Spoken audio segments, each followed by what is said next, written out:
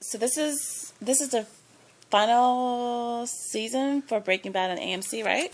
Yeah, found a few episodes. Yeah, like about 6 or 7 left after this one. There was 8, so I think now it's 7 left. I think.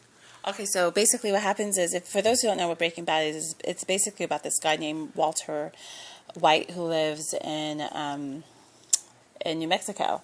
And basically what happens, because this is like a series, television Yeah, series on AMC. 5 years has been running. I think. 5 years, right? So what happened was Walter White was a like chemistry teacher, and he had a student named Jesse. And what happens was, long story short, he found out that he had cancer, but he wasn't able to basically pay for his cancer treatment because it was so expensive, and he didn't have insurance. So he decided that he needed to kind of go in the methamphetamine business, because being a chemist, he was able to make like really good meth. So what happens is, he went and got one of his student dropouts named Jesse, and said, dude, you got to help me, make some money. So he's like, why? He's like, I got to do it for my cancer treatment. So technically, when this whole thing started, he just wanted to pay his insurance company. Long story short, he hooked up with a big drug dealer. What's his name? Gus Fring. Gus Fring. Became like his because everyone liked his meth so much. It was like perfect. It was 99% like clear, like good, because he was a chemist. Basically, it got on the market. He got this name called Heisenberger, who is this identity. He hooked up with this guy named Mike, who was like a PD, but who was like an undercover. Mike actually started mentoring Jesse, who was a student. So Jesse got a little bit more balls, and he learned to cook. 'Cause he was his like prodigy. Cook the meth really good. And then what happens is, they hooked up with this little crooked lawyer named Saul, and altogether they had like this really brilliant plan. At the end of the thing, Heisenberger started going international, but all of a sudden they started killing people. So Gus, right, Gustavo, whatever, got killed. He got blown up. He actually killed assassin Mike, and the whole time on this happening, Walter White, who's this big, he turned from just, his cancer was cured, to this major drug dealer then. And he started killing hella people. His brother-in-law was actually, which is his wife's sister's husband, started trying to put two together of who is this, Walter White, AKA known Weisenberger. So basically, though he kind of got the hint that when the drug dealer's name was WW. So at the beginning of this thing it finally gets to the end, where his brother-in-law kind of figures out that WW was his brother-in-law. Yeah, I mean, it's interesting. And in the process, don't forget, they killed a child. He killed his buddy Mike, who helped Jesse. So Jesse, in the process, the little, the dropout, his girlfriend got OD'd. Mike got assassin. He accidentally killed a little boy. So he emotionally was not able to handle this stuff, because he wasn't really a bad guy. So he started to like have these like breakdowns. Definitely, it's funny when we're hearing you describe it. Show, it's something. If you never watched it, go to Netflix and catch up on it, because the evolution of the show, I think, is really awesome. I think after all the enemies he had and all the things that we've seen, I actually think it's the most exciting to have him against his brother-in-law. Mm-hmm. To be honest, like, I think you have to be a good writer to do that. Like, I'm very excited about the dynamics, especially how they close the show. Right. This episode, Yeah, because what happens when they build it up, it got to the point where by taking their laundry and their money, what happens was, he quit his school, obviously, because he was being crazy. His wife cheated on him, but they got back together again, and he started laundering his money in a car wash industry. But they were making so much money that they decided that he was going to quit. So in this new episode, he finally decided, I'm making enough money. I don't even have to do this drug dealing anymore. But the past caught up to him, and then what happened with this new show was, his brother-in-law started realizing, damn, it's been Walter White. So he started like feeling sick, and he started like going, like throwing up, and he didn't want nothing to do with him. Yeah. And it's interesting, because in a sense, when his brother-in-law really caught up and started really putting two and two together, it was kind of easy to see it, because everything. I mean, throughout the show, one time he almost got, like, he crashed into a car when he was tailing somebody, mm-hmm. and then he could put together that, okay, his brother-in-law did that on purpose. One time he even a suspect called his cell phone and says his wife is sick. Mm-hmm. Like, you start to see, like, I forgot some of those things, right. And he put two and two together, and it happened so quickly. But I think the brilliance of the show was the way they started out the show, and they kind of had it where they kind of, I guess it looks like the glimpse of the future. Right. And you kind of see that in the future, he's in the house, and the house is all like his house, and he's like, it's ruined, it's kind of abandoned, and you see Heisenberg on the walls. Which is his drug dealer name. Yeah, and he comes outside, and the neighbor panics and drops the bag, or so she has bags in her hand, and she panics and drops it, and she looks like she's seen a ghost. And it's interesting because... Her name was Carol. Yeah, okay. And it's interesting because, in a sense, you kind of see, like, it's going to happen quick. Like, even now, I thought they were going to drag it out a little bit with the brother-in-law. He confronted him, and the brother-in-law said, yeah, I think it's you. I thought they were going to play a little game for, like, 2-3 episodes, but you could tell it's going to be a fast... A lot of stuff's going to be happening. Even them introducing her as cancer again. Right. They gave it a little glimpse. I was like, oh, wow. It was, but they never said anything. And I think the writing is excellent. Like, they had a good way of pacing it now. Because the thing is, you're going to say, is the brother-in-law going to turn him in? Or is he going to, how is he going to try to do it? We don't know. Right. Because it's really interesting, because what happened was, with Jesse going through all his emotional breakdowns, he's naturally suicidal with all the stuff that he's seeing. He kind of doesn't like the killing part. So what happened is, there's this ricin. He always thinks about taking ricin to kill himself, but Heisenberger actually kept the ricin in, like, I guess, like in an outlet. So in the beginning of the movie, when he went in the house, which was his house that he grew up with, and don't forget, Walter White has a little child and a kind of like a teenage child that's handicapped. So he wants to basically, they don't know that he's a drug dealer, but his wife kind of knows that he's a drug dealer, so they're both laundering the money. So in the beginning of the movie, they kind of insinuate that he wanted to commit suicide. And then what happens so the whole time, now everyone's wondering, like, okay, is he going to commit suicide? Because obviously everyone knows Heisenberger was a drug dealer, and it was him. And then, so it's like, does his brother figure out? But then at the same time, Jesse is here acting crazy, like throwing money out in the public because he wants nothing to do with it. In a way, it kind of seems like he's trying to pay off his guilt.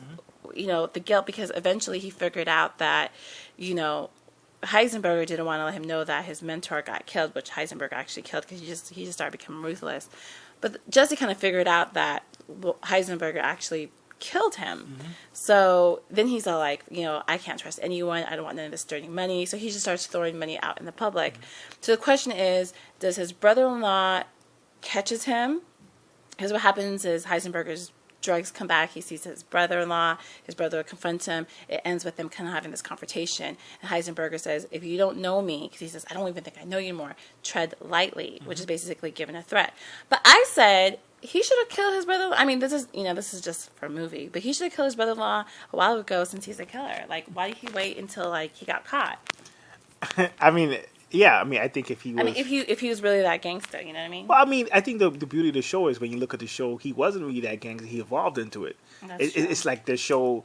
I find it crazy, because if you tell somebody the first season, if somebody wants to see the first season and the fifth season, like when they opened up the show, even when they opened up, he had machine guns in the car. That's true. Like, that's true. So I would say probably he wasn't bald. He wasn't bald either. Like, yeah. So his hair. So he obviously went through his cancer treatment, and he looked a lot better. Yeah. But then obviously his girl Carol kind of knows that he's probably on the run. That's true. He has enough money to be on the run, anyways. Yeah. So he can get illegal money and stuff like that. But eventually, obviously, his life ain't that great, where he wants to just end it all. Yeah. I think that was brilliant how they did that.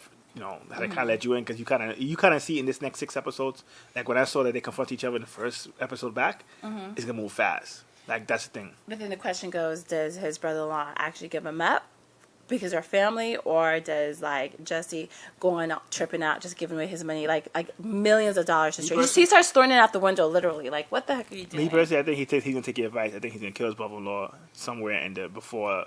Like, I guess that opening scene supposed to be how it ends, or. The opening scene is supposed to be like probably the ending of this whole season. Yeah. And I think, my point of view, because if it was like the cops would have got him, I don't think they would have had somebody would have spray painted Heisenberg on the walls. Like, that's true. And this is my opinion. That looks like he has some kind of conflict with some probably other drug dealers, which you kind of see from the girl. But they would know that if they put Heisenberg in his, because that's his. No one knows Heisenberg and Walter White are the same people. So when they put Heisenberg on Walter White's house, everyone kind of know that Walter White was a drug dealer. Yeah. I guess then that kind of has to be the pub. His whole cover was blown. Yeah. So how do you? To me personally, I think Jesse, because Jesse's a wreck. Like when he starts giving money, just throwing money out the window, and he's not even trying to be cautious anymore, and he's so emotional. Understandable because he has a pure heart. I'm like, I think Jesse's gonna one that's gonna give him up. It's possible. And I think it's a twist. Especially They want people to think that the brother-in-law is going to give him up. Yeah. I think the brother-in-law's going to be like, dude, just give me money because he kind of crooked cop anyway. And then Jesse's one that's going to really mess it up. I actually think you might be right because I actually think Jesse, you could tell He's the like mic totally stuff, not even, the he's mic not stuff, even right. like they killed the kid, so that was part of it. But I think the mic stuff is actually going to hit him worse than the kid stuff. Like when it really gets confirmed that this guy got killed, he killed him.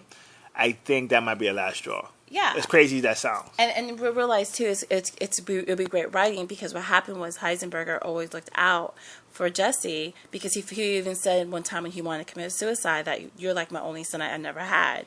So it's brilliant writing to make people go into the season thinking that the brother-in-law is going to snitch, but the brother-in-law will probably become a crooked cop, and it'll be Jesse the one who actually fucks up. See when Heisenberg gave him $2 million, I said, dude, why did you give him $2 million?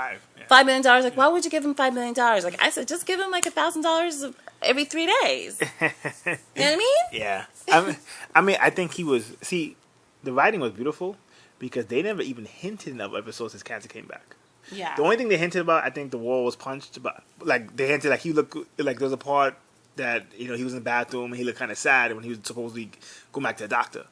So I guess at that time they found out. I mean, I guess when I think about he started they told him then. Symptoms, yeah. But they never really hinted at it, which I like because because if you look at it, they're kind of playing with your emotions. They started out in the opening with the opening scene in the future. You see some dark future, and then they come and then they tell you he has cancer again. So I think that the writing is beautiful. They're keeping it very unpredictable. I think they do keep it unpredictable, and they keep you on your edge, and they make you love characters for like 8 years and then kill them. So they're kind of like the other show, Walking Dead, where they actually are not really sympathetic to the characters. And then you have like this low winter sun where the guy says, "I'm not a bad person," and he's bald headed, totally trying to take over Breaking Bad. But come on, I mean, we didn't watch the previews. I give AMC a lot of credit. They seem like. They know what they're doing. Like when reality shows started taking over TV, they kind of came in with some fire to reverse that. I'll give them that. I don't know about this new show though. It doesn't really pull me, to be honest. No, because it doesn't really pull me. But what I do think what will pull Fruit the Looms is if Heisenberg becomes their spokesperson. Says when he comes out as Walter and says, "When I feel like being Heisenberg, I always put on my Fruit the Looms." I would tell people because we're in the age of Netflix. If you never seen it, go back to the first season. I actually think if you've never seen Netflix was brilliant for putting out the last season before this one came out. Yeah. Go ahead.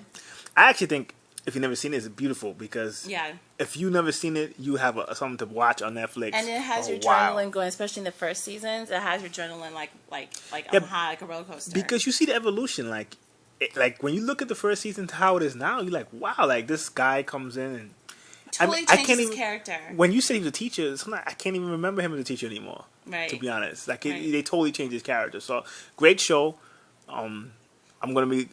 It's gonna be kind of messed up to see it go, but they're keeping us on our toes. I think what happens is with it going, I think Netflix is probably gonna take it on because it's kind of promoting it, or it might be moved to another place. Yeah. I mean, it's a big show. It is. I think in a way, I give a lot of credit because the writers haven't really missed a step. Like usually when you get to the 5th season of a show, they get lazy. And I have to admit, like they kept it very clever. Yeah, they kept. You have to give kudos to the writers. The only part that I don't understand is in the beginning of the 8 years ago, like the sister-in-law steals. I don't get that, but they never got a conclusion to that. No, they never did. And that's the only flaw in the show, really. I mean, well, I'm talking about in the writing. Like they never really. They just totally dropped that. They totally dropped. That's why, like when I compare to Walking Dead. But I still gotta give Walking Dead slight edge because they don't have gaps like that. That's the only little thing, and you're much harder to critic than I am. But that's really good. I mean, that's just my thing. I'm like, whatever happened with it, because they made sure to show those scenes, but I'm like, there was no conclusion to I actually think her character's kind of useless. I think out of everybody in the show, her character's probably the most useless, in my opinion. But it's great because it actually fits the guy character, the cop character. Yeah, that's true. And the sister character, too. That's true. The supporting cast. That's true. So, until next, if you've never seen it, check it out. Until Netflix. next time, peace.